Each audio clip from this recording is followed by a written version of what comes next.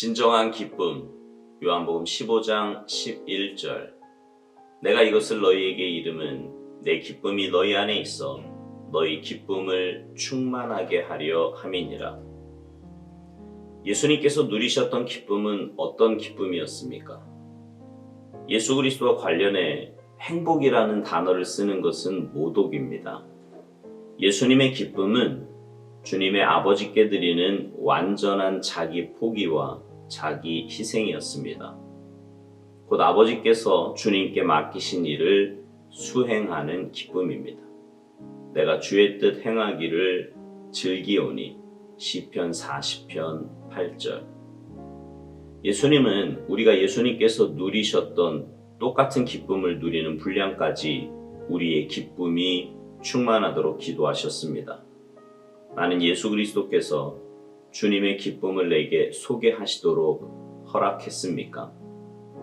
풍성한 삶을 사는 것은 건강한 몸이나 외부적 환경에 달려있지 않습니다. 하나님을 위한 사역이 성공적인 것을 보는 데 있지도 않습니다. 풍성한 삶은 하나님을 완전하게 이해하는 데 있으며 예수님이 하나님과 가지셨던 교통 가운데 있습니다. 이 기쁨을 가장 먼저 방해하는 것은 상황을 바라보는 가운데 짜증을 내는 것입니다. 예수님께서는 세상의 염려가 하나님의 말씀을 막아 결실치 못하게 한다고 말씀하셨습니다. 우리는 어디에 서 있는지 깨닫기 전에 보이는 것들에 마음이 사로잡혀서 근심에 빠집니다. 하나님께서 우리를 위해 하신 모든 일들은 단지 풍성한 삶의 시작일 뿐입니다. 주님은 우리가 주님의 증인이 될 수 있는 곳까지 이끄신 후에 예수님이 누구신지 선포하기를 원하십니다. 하나님과 바른 관계를 가지십시오. 거기서 당신의 기쁨을 발견하십시오. 그러면 당신으로부터 생수의 강이 흐를 것입니다. 예수님께서 생수를 쏟아내실 수 있는 중심점이 되십니다. 자아의식을 멈추고 스스로 거룩하다고 생각하는 교만한 자가 되지 말고 오직 그리스도와 함께 숨겨진 그 생명으로 사십시오. 우리가 어느 곳에 있든지 주님과 함께 우리 안에 숨겨진 그 생명이 하나님과 바른 관계를 맺는 것은 숨을 쉬는 것처럼 자연스러운 것입니다. 가장 축복이 되는 사람들의 삶은 자신들이 누군가에게 가장 큰 축복이 된다는 것도 의식하지 못하고 사는 것입니다.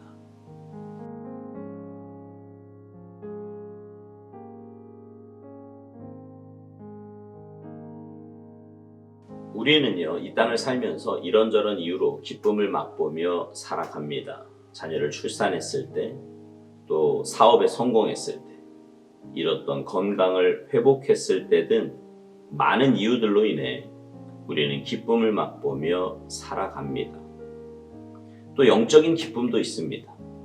말씀을 듣고 깨달을 때의 그 기쁨, 기도 가운데 주님의 임재를 맛보았을 때의 기쁨, 오랫동안 기도해오던 사람이 주님 앞으로 돌아오는 영혼 구원의 기쁨 등 영적인 기쁨도 우리 삶에 굉장히 큰 기쁨을 줍니다. 여러분은 어떤 때 가장 큰 기쁨을 느끼십니까? 예수님의 기쁨은 주님의 아버지께 드리는 완전한 자기 포기와 자기 희생이었다고 오스왈드 목사님은 말합니다. 그러니까 주님의 기쁨은 좀 전에 제가 말씀드렸던 어떤 조건이 채워짐으로 인한 기쁨이 아니라 하나님의 뜻에 맞춘 기쁨이었다는 것입니다.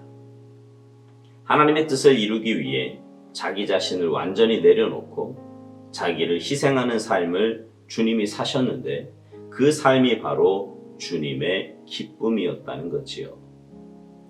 그러면서 예수님은 우리가 예수님께서 누리셨던 그 똑같은 기쁨을 누리는 분량까지 우리의 기쁨이 충만하도록 기도하셨다고 오스왈드 목사님은 말합니다. 다시 말하면 주님 그러셨듯이 우리의 삶도 하나님의 뜻에 온전히 맞춘 삶, 하나님 앞에서 나를 온전히 내려놓고 하나님의 뜻을 이루기 위해 헌신하고 희생하는 그런 삶을 살기를 원하신다는 것입니다.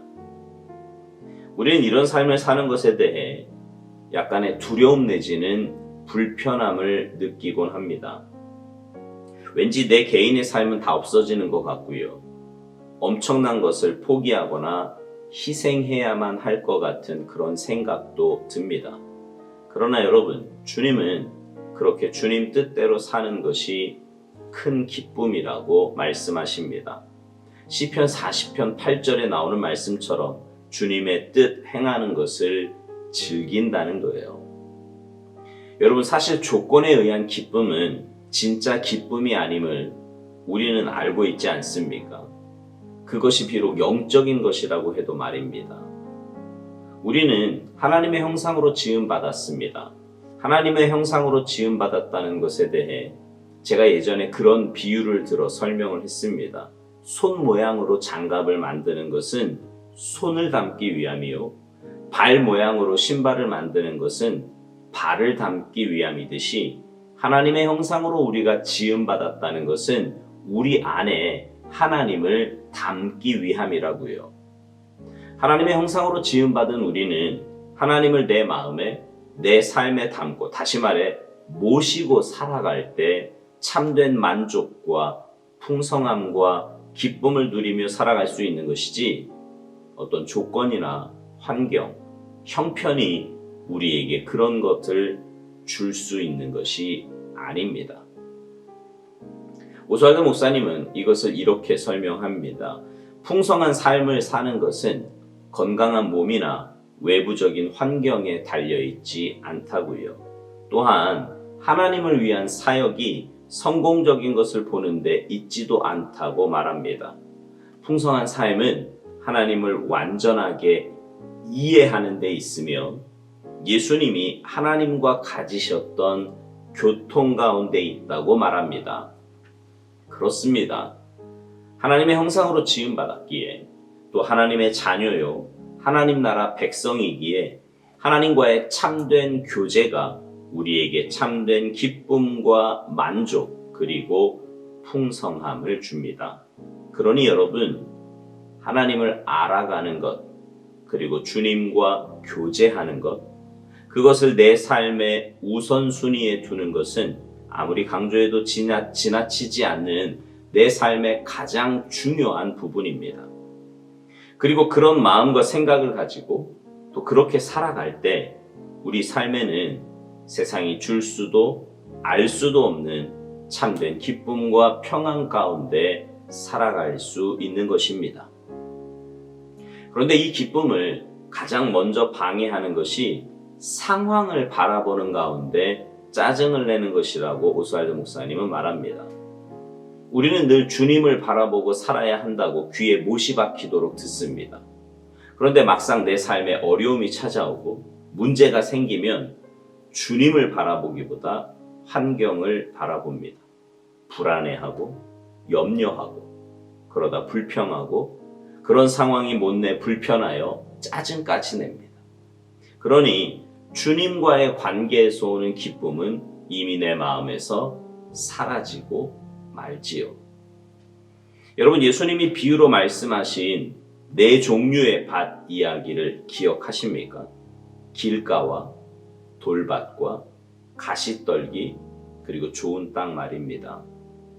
그 말씀을 하시면서 세 번째, 가시떨기에 뿌려진 씨에 대해 이런 설명을 해주십니다. 마가복음 4장 18절 19절 말씀인데요. 또 어떤 이는 가시떨기에 뿌려진 자니 이들은 말씀을 듣기는 하되 세상의 염려와 재물의 유혹과 기타 욕심이 들어와 말씀을 막아 결실하지 못하게 되는 자요. 주님 바라보며 살아야 할 우리가 세상을 바라보며 그래서 눈에 보이는 일들과 환경과 문제들로 인해 걱정하고 염려하고 근심하며 살아간다면 그것들이 하나님의 말씀을 막아 내 삶에 열매 맺지 못하게 한다는 말씀입니다. 여러분, 오스왈드 목사님 권면대로 하나님과 바른 관계를 가지시기 바랍니다. 거기서 기쁨을 발견하면 내 안에 생수의 강이 흐르게 될 것인데, 예수님께서 생수를 쏟아내실 수 있는 중심점이 될 것이라고 오스왈드 목사님은 말합니다. 계속해서 이런 권면을 해요. 자의식을 멈추고 스스로 거룩하다고 생각하는 교만한 자가 되지 말고 오직 그리스도와 함께 숨겨진 그 생명으로 살라고요. 그런 삶이 가장 축복이 되는 삶인데, 그런 삶을 사는 사람은 자신들이 누군가에게 가장 큰 축복이 된다는 것도 의식하지 못하고 사는 것이라고 말합니다. 그렇습니다. 매일매일 주님과 행복한 동행을 한다면 나도 모르는 사이에 생수의 강이 내 삶에서부터 흘러나갈 것이고요. 많은 사람들에게 선한 영향력을 미치며 살아가게 될 것입니다.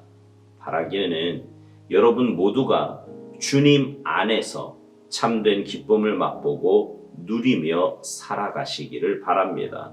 그래서 여러분만이 아니라 여러분 때문에 여러분 주위에 있는 사람들까지도 그 은혜를 맛보고 주님께로 돌아오는 귀하고 복된 역사가 있게 되기를 주님의 이름으로 축복합니다.